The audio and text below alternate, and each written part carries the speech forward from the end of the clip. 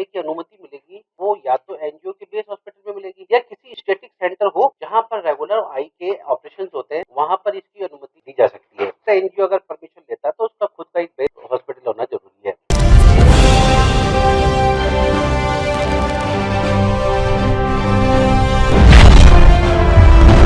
रविवार को पुष्कर में आयोजित होने वाले मोतियाबिंद ऑपरेशन के मामले में अजमेर सीएमएचओ और नेत्र विभाग के एचओडी ने प्रेस वार्ता की जानकारी देते हुए बताया कि पुष्कर में आयोजित होने वाले चैरिटेबल ट्रस्ट को मंजूरी नहीं दी गई है। सीएमएचओ ने कहा कि गाइडलाइन के अनुसार व्यवस्था नहीं होने की वजह से ये मंजूरी नहीं दी गई है। राज्य सरकार द्वारा जो गाइडलाइन है उसकी पालना करने के लिए भी कहा गया था। गाइडलाइन की पालना नहीं होने के चलते ये मंजूरी नहीं दी गई है। ऑपरेशन करने की जो अनुमति दी जाती है वे एनजीओ के बेस पर या फिर स्टैटिक सेंटर हो जहाँ पर रेगुलर आंखों के ऑपरेशन होते हो वहाँ पर इसकी अनुमति दी जा सकती है। ये जो बापू रणछोड़ दास चैरिटेबल ट्रस्ट राजकोट के द्वारा जो पुष्कर में एक जो नेत्र शिविर के लिए परमिशन चाहिए गई थी, जब ये हमसे मिले थे तब उनको पहली बार भी हमने उनको जो राज्य सरकार द्वारा जो गाइडलाइन दी गई थी उसको पालना करने के लिए हमने उनको कहा था कि भाई इस गाइडलाइन की पालना करेंगे तो इसमें इनको इस गाइडलाइन के अंदर इनको परमिशन दी जा सकती है। साथ ही उनको ये भी बता दिया गया था कि जो राज्य सरकार की गाइडलाइन है उसमें मोटे मोटे बिंदु क्या है। इसमें सबसे इम्पोर्टेंट जो बात है वो ये है कि जो ऑपरेशन करने की अनुमति मिलेगी वो या तो एनजीओ के बेस हॉस्पिटल में मिलेगी या किसी स्टैटिक सेंटर हो जहाँ पर रेगुलर आई के ऑपरेशन होते हैं, वहाँ पर इसकी अनुमति दी जा सकती है। अगर एनजीओ अगर परमिशन लेता तो उसका खुद का एक बेस हॉस्पिटल होना ज़रूरी है। तो ये जो मुख्य बातें हैं इनकी पालना नहीं करने के कारण इनको अनुमति नहीं दी गई। साथ ही उनको ये भी इंश्योर किया गया है कि अगर वो इस चीज़ की पालना करते हैं तो हम उनको अनुमति देंगे, और अगर उनके कोई मरीज आते हैं, कोई बाहर से आते हैं, रजिस्ट्रेशन करते हैं, रजिस्ट्रेशन करके डायग्नोसिस कर सकते हैं। राज्य सरकार और हमारा जिला प्रशासन उनके साथ पूरी तरीके से है। वो जो भी मरीज आते हैं उनका हम हमारे स्टैटिक सेंटर जेएलएन का जो ऑफ्थेल्मिक डिपार्टमेंट है वहाँ पर उन सभी के हम ऑपरेशन करवाएंगे, किसी को भी वापस नहीं जाने देंगे। सर, क्या वजह रही कि लास्ट मोमेंट पे ये जो चीज़ें वो सामने आई? इससे पहले क्या सीएमएचओ डिपार्टमेंट देख नहीं पाया था उन्हें? नहीं, बिल्कुल ये बात जो है ये बिल्कुल गलत बात है। प्रथम बार में ही इनको इस बात से अवगत करा दिया गया था कि आपका जो ये जो आप ऑपरेशन थिएटर बनाने की बात कर रहे हैं वहाँ पर परमिशन आपको नहीं दी जा सकती। वहाँ पर बेस हॉस्पिटल या उसका ऑपरेशन थिएटर होगा तो ही परमिशन मिलेगी, और गाइडलाइन की कॉपी भी हमने उसको भिजवा दी गई थी।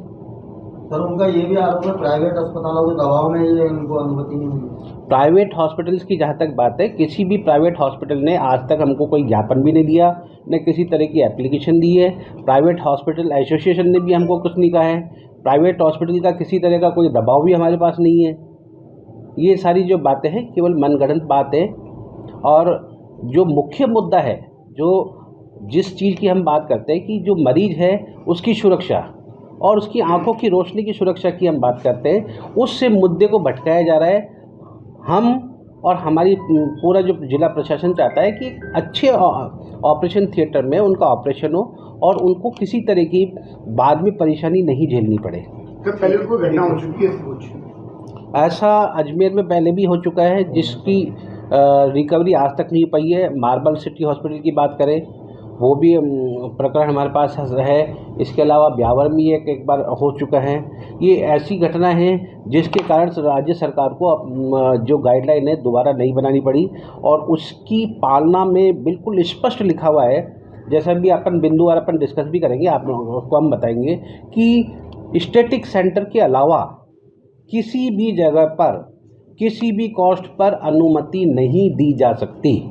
सर, 20 दिन पहले ट्रस्ट की तरफ से एक पत्रकार वार्ता बुलाई गई थी लगभग, और उसमें उन्होंने ये कहा था कि हमारे पास सारे सब कुछ इंतजाम है और हम सीएमएचओ डिपार्टमेंट से भी इसकी परमिशन लेंगे, और शायद उन्होंने एप्लीकेशन आपके पास लगाई दी थी। क्या वजह रही कि 20 दिन में डिपार्टमेंट उनकी उस एप्लीकेशन को नहीं देख पाया, या वो निरीक्षण? जहाँ तक अपन बात करते हैं उनके निरीक्षण की या एप्लीकेशन देने की बात, एप्लीकेशन जो दी गई थी केवल एकमात्र एप्लीकेशन थी।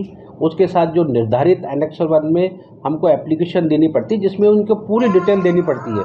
उसके लिए भी हमने उनको लेटर लिखा है कि आप जो निर्धारित फॉर्मेट है उसमें आप एप्लीकेशन दें।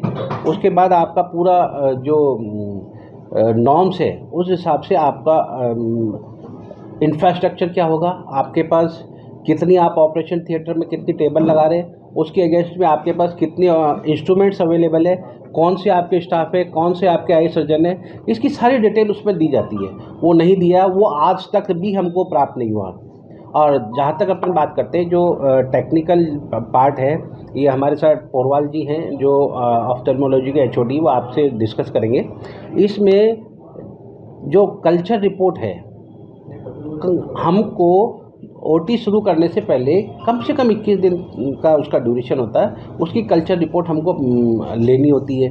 उसके साथ साथ जो भी स्टाफ है, उन पूरे स्टाफ की हमको ट्रेंड है या नहीं उसकी पूरी लिस्ट चाहिए। जैसा कि हमारी टीम भी विजिट करने गई थी, उस समय तक स्थिति ऐसी थी कि काम भी चल रहा था। उस समय ये उनका कहना था कि आपकी विजिट जल्दी हो गई, आपको शनिवार को आना चाहिए। अगर शनिवार को हम करते हैं तो उसका निरीक्षण नहीं हो पाता, जबकि स्थिति ये है कि 7 दिन पहले सारे जो स्टाफ है उसकी लिस्ट ऑफ सर्जन्स की लिस्ट हमारे पास होनी चाहिए, वो ट्रेन है या नहीं है। बात उसकी करें बायोमेडिकल, उसकी कोई व्यवस्था हमको नहीं मिली है।